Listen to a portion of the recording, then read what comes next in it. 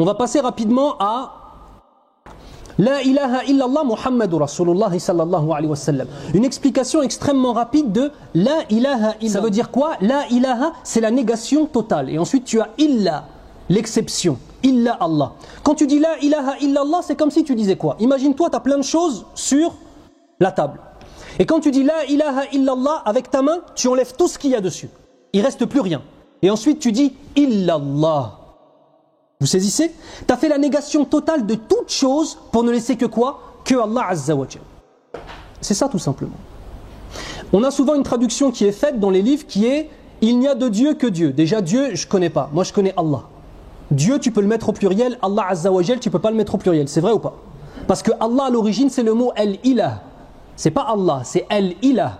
Et ensuite avec le temps c'est devenu une contraction. Al-Ilah, il a un pluriel qui est Aliha. C'est vrai ou pas? Tandis que Al-Ilah, à force de l'utiliser, les Arabes l'ont transformé en quoi? Allah, une contraction. Comme c'est une contraction, est-ce qu'il peut avoir un pluriel? La réponse, elle est négative.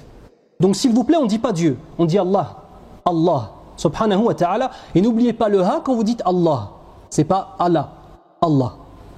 Donc, dans La ilaha illallah, pour comprendre un petit peu la foi de Ahl Sunnah wal Jama'a en Allah subhanahu wa ta'ala, il y a une dimension principale que souvent aujourd'hui les musulmans oublient, subhanallah, qui est une dimension spirituelle, wijdaniya, qui est très importante. L'origine du mot ilah. Pour comprendre l'origine du mot ilah, qui est utilisé dans La ilaha illallah, il faut revenir à la période pré-islamique. Les Arabes, lorsqu'ils avaient un chamelon qui était en âge d'être sevré, al-fasil, on appelle ça al-fasil, al-fasl, celui qu'on sépare de sa mère. Lorsqu'il était en âge d'être sevré, les Arabes, pour pouvoir le séparer de sa mère et qu'il accepte de prendre de la nourriture, il fallait absolument le mettre extrêmement loin de sa mère. Pourquoi? Pour deux choses. S'il entend sa mère l'appeler, il refuse de prendre autre chose que le lait. Et si sa mère entend son chamelon pleurer, elle refuse toute nourriture jusqu'à temps de mourir de faim. Donc ils étaient obligés de prendre ce chamelon, al-fasil, et de le mettre en dehors de la ville. D'accord? Deuxième des choses, al-fasil, le chamelon, il a une particularité. C'est que lorsqu'il pleure, le chamelon, on dirait le pleur d'un humain. Et chez les Arabes, le fasil, le chamelon, ça, mais je ne sais pas si vous vous rendez compte l'importance. La voiture, c'est important aujourd'hui ou pas? Les transports en commun, c'est important. Le chameau, ça représentait le fait de pouvoir transporter les marchandises, pouvoir transporter la nourriture, pouvoir se transporter, pouvoir avoir de la nourriture eux-mêmes, car ils le mangeaient, et pouvoir avoir enfin du lait pour pouvoir se nourrir avec. Subhanallah, il n'y avait rien de plus important dans la vie des Arabes que le chameau. Donc ils avaient une tendresse ou pas qui se développait vis-à-vis de lui? La réponse, elle est positive. Quand les Arabes, ils passaient à côté de ces chamelons, parce qu'ils les mettaient par groupe, tous ces chamelons en train de pleurer, qu'on se tentait de sevrer, et qu'ils les voyaient en train de pleurer, et qu'ils les entendaient en train de pleurer, ça leur faisait mal au cœur. Pourtant les cœurs des Arabes, ils étaient durs. Ça leur faisait mal au cœur. Ils avaient une parole, ils disaient Laqad aliha al-fasil. Laqad aliha al-fasil. Aliha, vous reconnaissez le mot ilah. Aliha, ça veut dire quoi? Laqad aliha al-fasil, ça veut dire ce chamelon que l'on tente de sevrer est en train de ressentir un manque foudroyant et déchirant pour la chose qu'il aime le plus sur cette terre. Aliha, voilà ce que ça veut dire. Al-ilah. Parmi les sens de La ilaha illallah, le premier des sens qu'on connaît tous, c'est La ma'bouda bihaqqin illallah. Il n'y a d'autres divinités dignes d'adoration hormis Allah. Le deuxième sens aussi, il y en a beaucoup. Parmi les autres sens, La mahbouba bihaqqin illallah. Il n'y a d'autres divinités dignes d'être aimées d'un amour total et complet, ilah, sauf Allah Azza wa Jal. Deuxième des parties, bien évidemment, Muhammadur Rasulullah sallallahu alayhi wa sallam.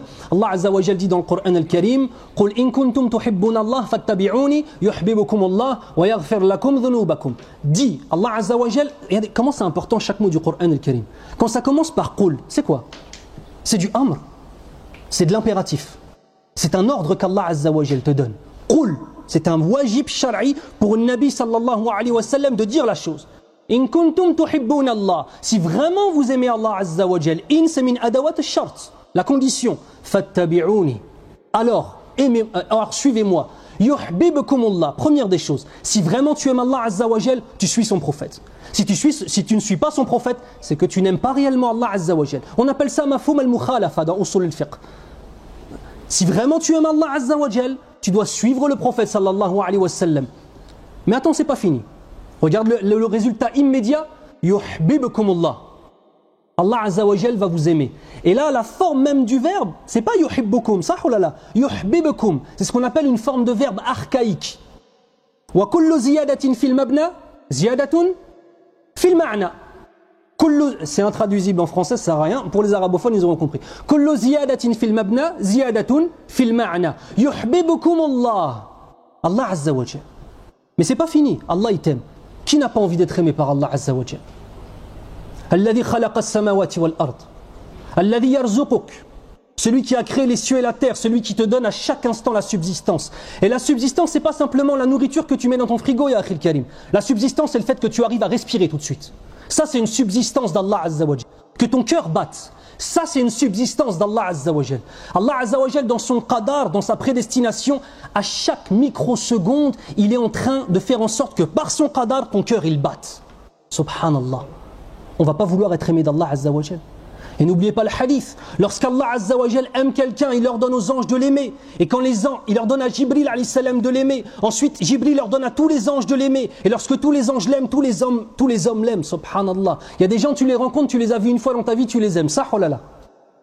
Non, ça vous est pas arrivé? Allah, il y a des gens, Akhil Karim, je les ai vus une fois dans ma vie pendant la Umrah. Je me souviens encore d'eux et je fais des doigts pour eux, Akhil Karim. J'ai vu son visage une fois, je ne vais même pas parler. Subhanallah. Il y a des gens, subhanallah, min awliya illahi azza wa jal, subhanallah. Après, tu ne peux pas savoir qui est accepté ou pas d'Allah azza wa jal, mais il y a ce qu'on appelle des alamat, des signes. Comme quand une personne, elle est aimée d'Allah azza wa jal. Yuhibbukum Allah, mais ça finit pas là. Wa yaghfir lakum dhunubakum. Regardez là de quoi on n'a pas. Et il vous pardonne vos péchés. Est-ce que tu pardonnes les péchés à quelqu'un que tu n'aimes pas? La réponse, elle est négative. La mahbouba bihaqqin illallah. On a dit que le mot ilah, il est basé sur l'amour. Regardez la place de l'amour dans notre religion, subhanallah, dans notre mode de vie qu'est l'islam. Ça, on l'oublie trop souvent. Moi, je suis un ancien chrétien. Je peux vous dire que dans la chrétienté, l'amour, c'est au premier plan. Le prêtre, il nous parlait toujours d'amour. On dirait dans notre communauté, l'amour, il est mis à un degré autre, subhanallah. On sait que faire la tête, être énervé. Za'lan, za'af, subhanallah. Oh! L'amour dans ta relation avec Allah Azza wa Jal, c'est fondamental. Comment tu vas prier tarawih si tu n'aimes pas Allah Azza wa Jal? Si c'est pas pour Allah, ça va être pour les gens. Ça, oh là là. Si c'est pour les gens, c'est du shirk asghar. Inta. Allah, il accepte pas.